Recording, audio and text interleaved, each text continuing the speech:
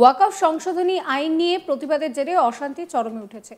রাজ্যের বিভিন্ন জায়গা উত্তপ্ত হয়ে উঠেছে। তার মাঝেই বলা হচ্ছে, আমাদের দিদি মাননীয় মুখ্যমন্ত্রী ওয়াকফ আইন চালু করবেন না পশ্চিমবঙ্গে, তাই নিশ্চিন্তে থাকুন, কারো প্ররোচনায় পা দেবেন না। এই মন্তব্য করেছেন মমতার প্রিয় কেষ্ট। কি বলছেন অনুব্রত মণ্ডল, শুনুন।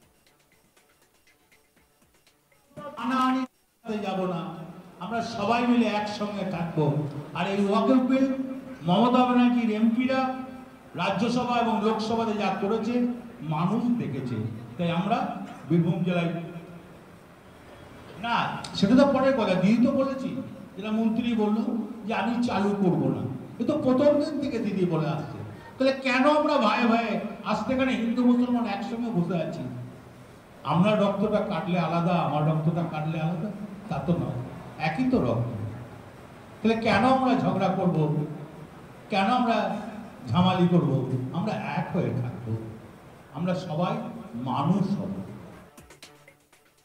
তৃণমূল কংগ্রেসের পক্ষ থেকে নলহাটি, মুরারাই, মৌরেশ্বর এবং হাসান বিধানসভা ব্লক নেতৃত্বদের নিয়ে অনুব্রত মণ্ডল একটি বিশেষ সাংগঠনিক আলোচনা সভা করেন। অনুব্রত মণ্ডল বলেন, হিন্দু মুসলিম আমরা সকলে ভাই ভাই, আমরা একে অপরের পাশে সর্বদা আছি।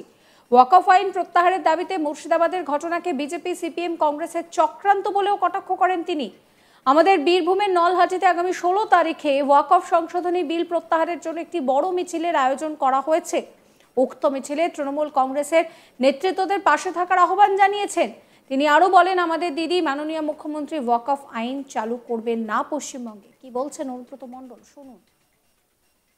যারা মমতা ব্যানার্জিকে এগিয়ে নিয়ে যান, আজ মমতা ব্যানার্জিকে মুখ্যমন্ত্রী করেছেন আপনারা, চন্দনা সিনহাকে মন্ত্রী করেছেন আপনারা। তাই আপনাদের কাছে আমি বলতে এসেছি, ওয়াকফ বিল নিয়ে মমতা ব্যানার্জি দেখছে, আমরা ওয়াকফ বিল নিয়ে কেন আমরা দুই দাদা হয়ে ঝগড়া করব? কেন আমরা ঝগড়া করতে যাব? কেন আমার বাংলাতে লাল রক্ত ছড়িয়ে দেব? কেন আমি বাংলার বদনাম করব? কি জন্য করব? আমরা তো তা করতে আসিনি। মমতা ব্যানার্জি যে কথা মন্ত্রী বলল, 11 সালের পর আজকে ওয়েস্ট বেঙ্গল কি ছিল আর মমতা ব্যানার্জি ওয়েস্ট বেঙ্গলকে কি করেছে, এ আপনি জানেন, আমি জানি, সাধারণ মানুষ জানে। তাই বন্ধু, আপনাদের কাছে বলতে এসেছি একটা কথা। 16 তারিখে বোধ হয় নলহাটিতে ওয়াকফ বলে একটা মিছিল আছে।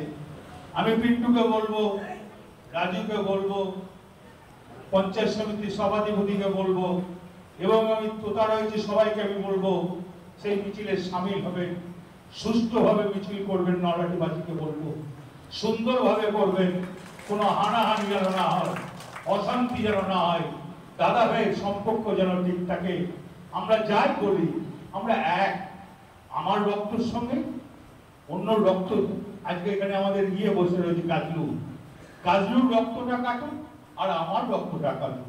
কোন ডাক্তার এসে যদি বলে দেয় রক্তটা আলাদা, আমি দল আর করবো না। কাজলুর যে রক্ত আমারও সেই রক্ত, তাহলে কেন আমরা ঝগড়া করবো? তাই বন্ধু, আপনাদেরকে আমি বলতে এসেছি, মমতা ব্যানার্জি আপনাদের জন্য আছে, আপনাদের চিন্তা করার দরকার নাই। কারণ প্ররোচনায় পড়বেন না, উস্কিয়ে দেবে।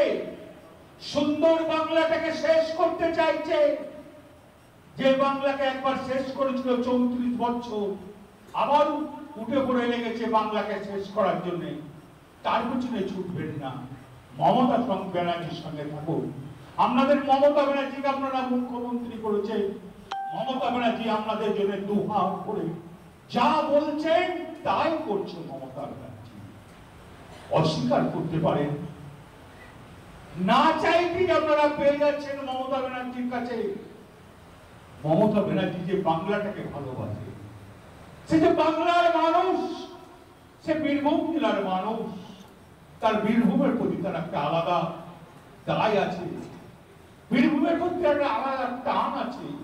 তাই আমরা বীরভূম থেকে কোনো ভুল করবো না।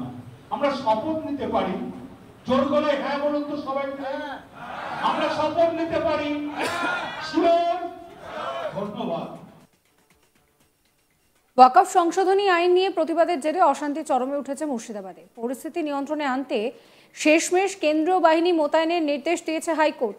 আর কেন্দ্রীয় বাহিনী মোতায়েনের পর অনেকটাই নিয়ন্ত্রণে এসেছে উত্তপ্ত সুতি, জঙ্গিপুর, ধুলিয়ান সহ মুর্শিদাবাদের বিস্তীর্ণ এলাকা। এদিকে হামলা, বাড়ি ও দোকান ভাঙচুর ও অবাধে লুটপাটের পর অনেকেই ঘরবাড়ি ছেড়ে পার্শ্ববর্তী মালদা, বীরভূমে পালিয়ে গিয়েছেন। এবার এই নিয়ে প্রশ্ন করা হয় অনুব্রত মণ্ডলকে। তিনি বলেন, হানাহানি নয়, মানুষ হতে চাই। কি বলছেন অনুব্রত মণ্ডল, শুনুন। আমি তো বললাম মানুষ হতে চাই, হানাহানি নয়। ওয়াকফ বিল যা দেখার মমতা ব্যানার্জি দেখছে। মন্ত্রী তো বলি অশান্তি করে লাভ হবে। 16 তারিখ এবং 17 তারিখে পাইকর এবং রামপুরহাটে সেই বিরোধী মিছিল পাই করে যে 17 তারিখে মিটিং হবে, পাই করে আমাদের লোকরা সেই মিছিলে থাকবে। আর নলহাটিতে 16 তারিখে মিটিং হবে, সেখানে রাজু থেকে, বিন্দু থেকে, অশোক থেকে, পঞ্চায়েত সমিতি মেম্বার থেকে সবাই থাকবে। ওই জঙ্গিপুরের ঘটনার পর এই দুই এলাকার লোক আতঙ্কিত যে এখানে কিছু না, আমাদের বক্তব্য বীরভূম খুব শান্তপ্রিয় জায়গা। আপনার বাড়ি বীরভূম তো, তাহলে আপনার বাড়ি যখন বীরভূম, তাহলে আপনি খুব ভালো করে জানেন খুব শান্তপ্রিয় জায়গা। আমার এখানে কোনো, আমরা তাই হিন্দু মুসলমানের মিলে একসঙ্গে মিটিং করলাম, আমাদের ভিতরে কোনো অশান্তি নেই। কর্মীদের কি বার্তা দিলেন? কর্মীদের বার্তা দিলাম, হয়তো শুনতেই পেলেন, সবই তো শুনছিলেন। যা ভালো করে চলতে হবে, থাকতে হবে, রাজনৈতিক মানুষের সঙ্গে মানুষ হতে হবে। দাদা বলছি যে এই সাব ডিভিশনের মধ্যে আপনি 4টে সাব ডিভিশনের লিডারদের ডেকেছেন। আসিন্দা সিনিয়র মানুষ তো, আসিন্দা অনেকটা ব্যাপারই বুঝতে পারছি, বলার আসিন্দা ম্যানেজ করতে পারে। ওই জন্য এইগুলো হচ্ছে রামপাটটা খুব ইজি। সেটা আপনি থাকবেন না রপ্তানি? হ্যাঁ, একসঙ্গে। দাদা ভোটে এবার কি থাকবে? গরমের সময় ভোট হবে তো, জল বাতাসা গুড় কিছু থাকবে নাকি? না ভাই, একটা কথা বলি, প্রচণ্ড গরম পড়েছে, আমার জবান মানে শাসন। ওয়াকফ সংশোধনী আইন নিয়ে প্রতিবাদের জেরে অশান্তি চরমে উঠেছে, রাজ্যের বিভিন্ন জায়গা উত্তপ্ত হয়েছে। এই পরিস্থিতিতে অনুব্রত মণ্ডল কি বলছেন, শুনুন। যাব না, আমরা সবাই মিলে একসঙ্গে থাকবো।